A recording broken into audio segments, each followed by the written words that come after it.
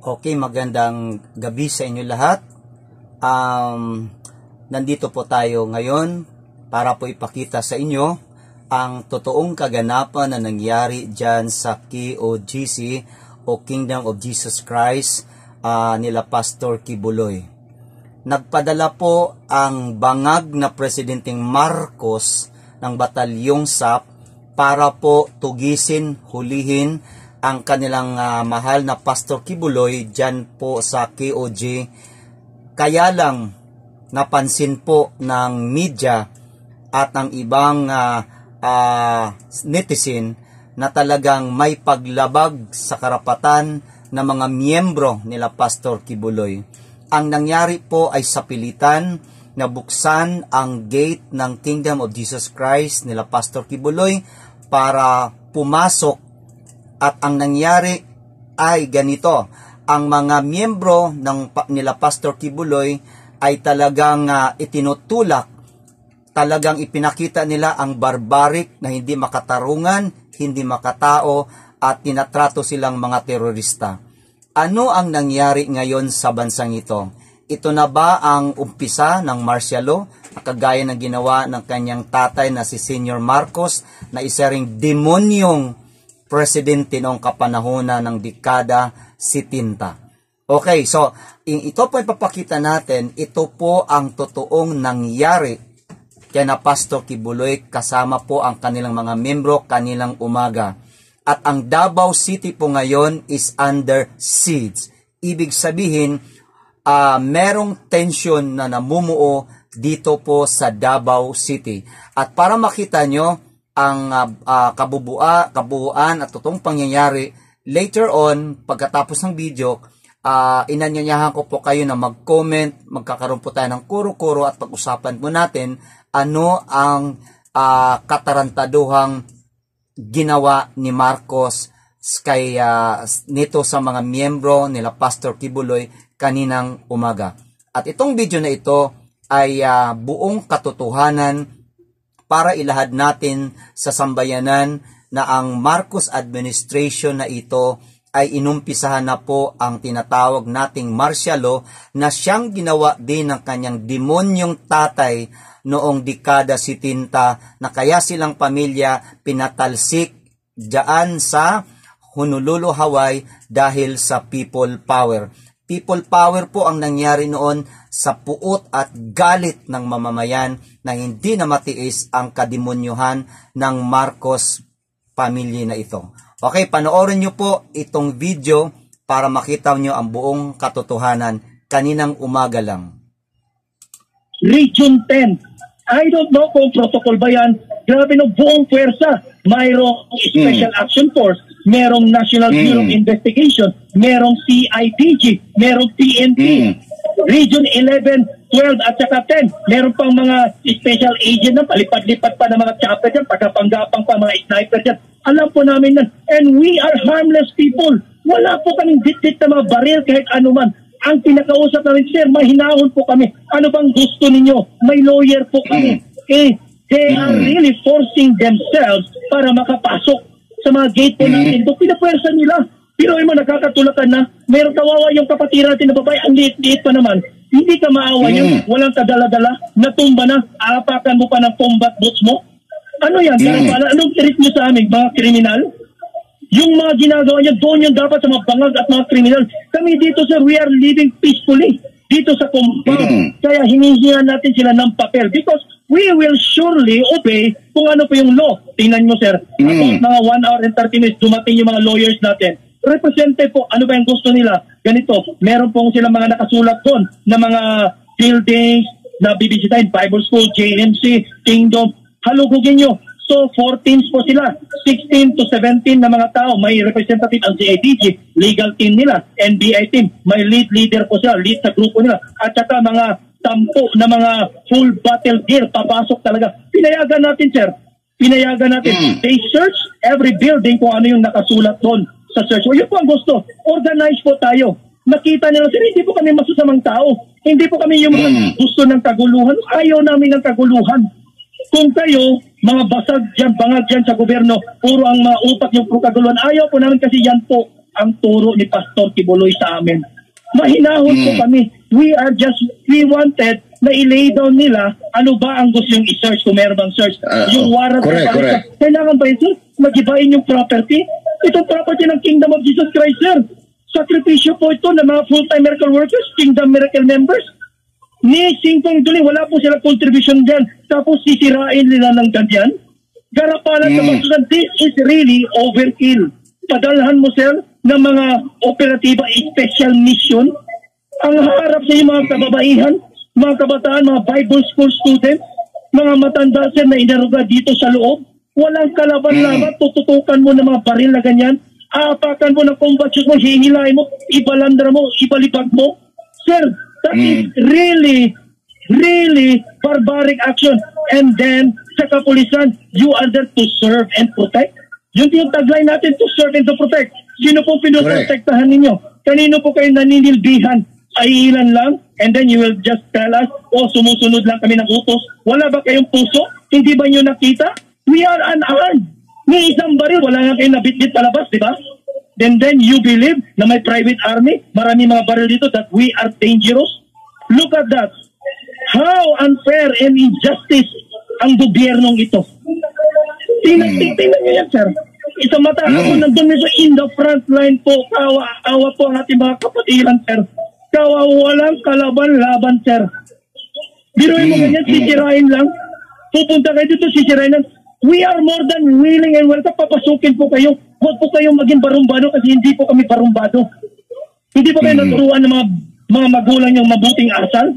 Dito po sa loob, live with us, manirahan kayo dito. Alam niyo po, ni even a single evil, hindi po tinuro ni pastor sa amin. Tapos ganyan ang ginagawa niyo sa amin. Grabing kababuyan po. Kababuyan po ang ginagawa nila dito. This is a religious and church compound. Kung may ginawang kabulasugan, pang-abuso dito sa loob, kami na mismo ang lalabas. Kami mismo ang aalis. Sino pong mas nakakilala kay pastor? Kayo dyan na nasa labas? Kayo dyan na nabayaran? Kayo dyan nakikiltun sa bahan? Because for a mere amount of money, you sacrifice your honor, your dignity? Dito, sir, alam nyo, buong buhay na namin ito, nakataya na dito kasi alam namin ang katotohanan namin tinatayuan. Mamatay mabuhay kami dito, sir. Kaya nakita nila yan. Bukal sa aming puso, puro kabutihan. And then, you will just arrive here in the wee hour of the morning, sir, alas 4. Buti na lang, prayer po namin yon. And then, raratsatahin ninyo kami. Papasukin ninyo kami ng ganyan-ganyan.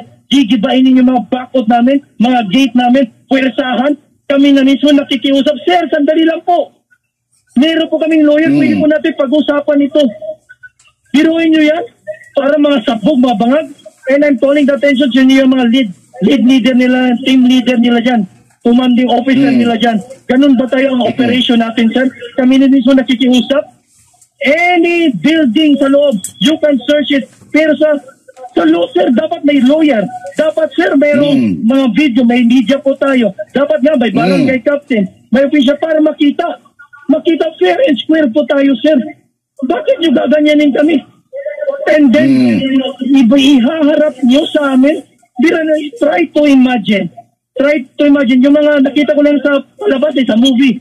Yung full battle gear ka, may mga sniper, may mga machine gun, may mga granada. Everything, dinala nila, sir. At dito, walang kalaban-laban po kami, sir. Ang sa amin ang makiusap, may hinahon. Lay down everything. Gusto lang po namin makipag-usap. Ayaw namin ng gulo. And then you will force yourself inside. Tututukan nyo kami ng mga baril. Wala po kami kalaban-laban. Kung pagbabarilin ninyo kami dito, sir, wala kami magawa actually. Wala kami magagawa dito. Pero tatayuan namin ang katotohanan naming alam. Hindi po kami aatras. This is pure abuse in power. This is pure abuse in authority. Porket ba't nasa kapangyarihan kayo, gaganyanin nyo na kami? Try to see the record of each worker, each member. Wala po kami criminal record dito. Puro po pagtulong ang tinulong ni Pastor dito.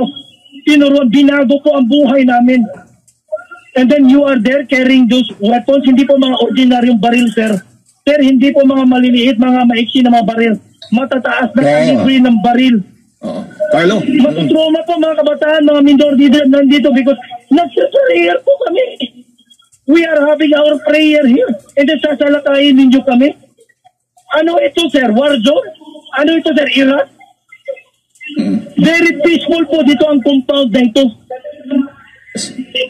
Carlo, pinapakita natin ngayon si Jade ito, Carlo, pinapakita natin ngayon para lang maintindihan lalo ng ating mga kababayan, masundan nila, itong ipinapakita natin, may isang fire truck at nagkaroon ng komosyon ata, nag-akyatan yung mga missionary workers. Andito ka ba that time, Carlo? Ito ba yun?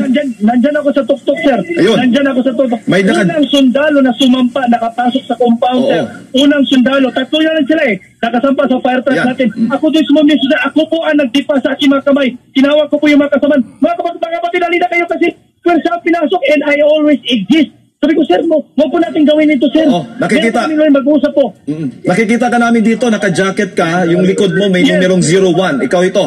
Yes, Oo, para sa yes, mga yes. kababayan, masundan nila itong video. Talagang, yung mga otoridad, Yes, sir. pinipilit. Sir, alam mo yun, sir, yung parang sasalakayin, sir, yung mga drug den, yung mga sindikato, yun yung utak nila.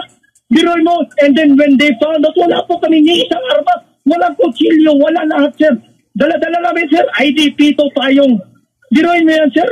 Tapos prayer tayo, tapos ganyan, 3 of them. Buti na lang po, sir, kung magtaka sila, na-push po namin sila outside because that is trespassing.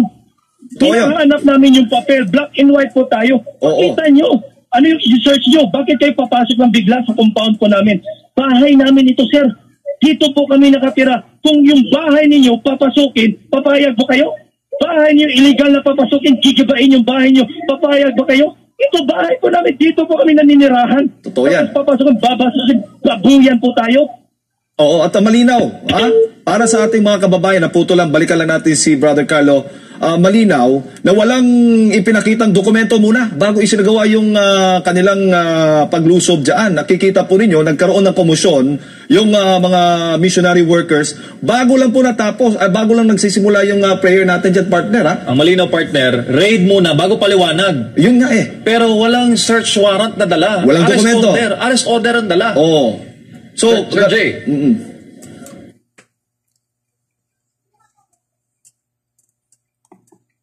Okay, so nakikita nyo ang aktual na paglusob ng SAP doon po sa Kingdom of Jesus Christ nila Pastor Kibuloy.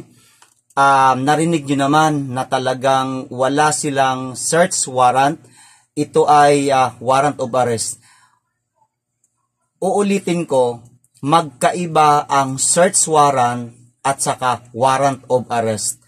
Ang warrant of arrest, ito ay diritsahang i-deliver doon sa isang taong aarestuhin. Ang search warrant, ito ay papel na ipaalam sa concern na meron silang hinahanap. Wala silang dalang search warrant. Pero ang nangyari, kung nakita nyo kanina, kaumpisa lang ng kanilang prayer, kasi that's an early Monday, kaumpisa lang ng kanilang prayer, dahil every early of the morning in the Monday, talaga nagpe-prayer ang grupo ng Kingdom of Jesus Christ. Sinadya umanong lusubin exactly 4 a.m. ang Kingdom, nilusob sila ng SAP dahil akalan siguro nila na nandyan ang kanilang Pastor Kibuloy. Pero sa kasamaang palad, wala po silang nakita. At ito ang pinakamasakit dahil sinaktan nila ang mga miyembro nila Pastor Kibuloy, sa pilitan nilang pinasok, giniba nila ang gate at pirsahan nilang tinulak ang mga miyembro nila Pastor Kibuloy. Mga kababayan, ito po ay nagpapatunay na ang Administrasyong Marcos ay kaparihas sa kanyang tatay na demonyo na nagdeklara noon ng martial law noong kapanahunan 1970s. So nauulit ang kasaysayan nitong mga demonyong pamilyang Marcos. Mga kababayan, ito na ang panahon na kailangan po tayo magkapit-bisig para labanan itong demonyong administration na ito dahil umaabuso na sa kanyang kapangyarihan. Kung napansin nyo, plano talaga ng Marcos din na durugin na parang damo ang mga Duterte para walang harang sa kanyang plano na manatili dito sa ating bayan, para manatili maging presidente o leader ng bansa. Pero sa kasawiang palad, ang akala kasi niya na madudurog niya ang Duterte, dyan ho siya nagkakamali. Dahil ang mga totoong supporters ni Duterte ay mga organic. Ito yung mga taong hindi nagpapabayad. Kung naalala nyo, 32 million ang nakuhang boto ni BP Sara. So, ibig sabihin, kahit Vice President ang tinakbuhan ni BP Sara, napakataas ng kanyang nakuhang boto. Mga kababayan, ang susunod kong ipakitang video, ito na po ang video rin noong kapanahunan ng demonyong Marcos na nagdeklara ng martial law. Ating pong ikumpara kung ano ang sinapit noon ng mga Pilipino at ang sinapit ngayon nitong administration Bangag Marcos. Okay, panoorin po natin.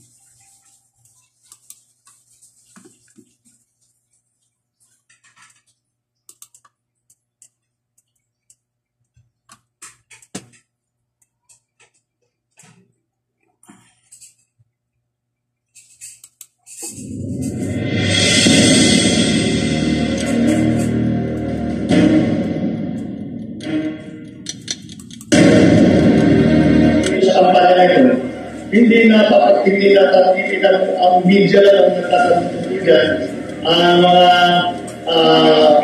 aming mga katunggali, our political detractors, and by our, I mean by the Marcos family's political detractors, bring it up.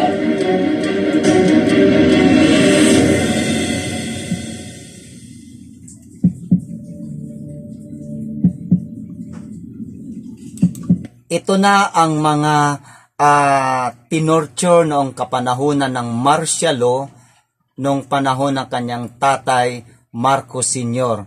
na napakarami pong pinatay na mga Pilipino na kumontra sa kanyang tatay na isang diktador. Okay, panoorin nyo po. Pero kanina yung video na ipinakita ko habang in-interview itong si Bangag nung teenager pa siya, sabi niya doon sa video, ang habol lang pala daw nitong mga Pilipino na biktima ng martial law ay pera.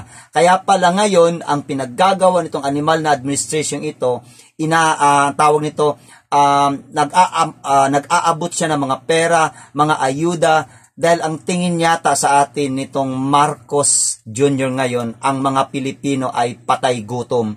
Kaya ito ang pinagagawa niya nationwide, nag-aabot siya ng mga ayuda, mga pera.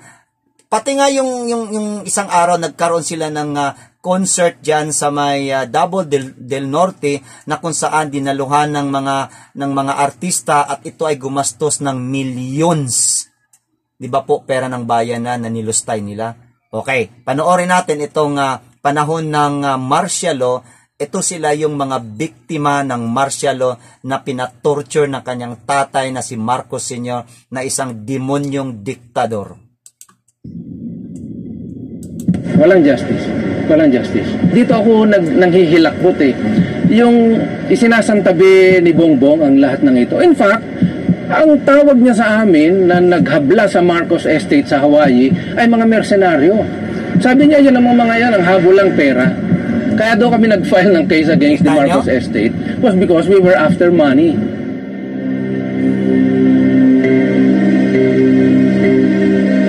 One time, dinala nila ako sa garahe. Maraming nakakatipon na mga sundalo. Parang naglalasing pa yata sila eh. Pinapunta ako sa gitna. Pinahubad ang aking pantalon at ang aking briefs.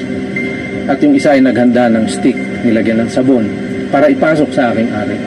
Siyempre, umiiyak ako kasi hindi ko ma-imagine kung anong sakit ang mangyayari.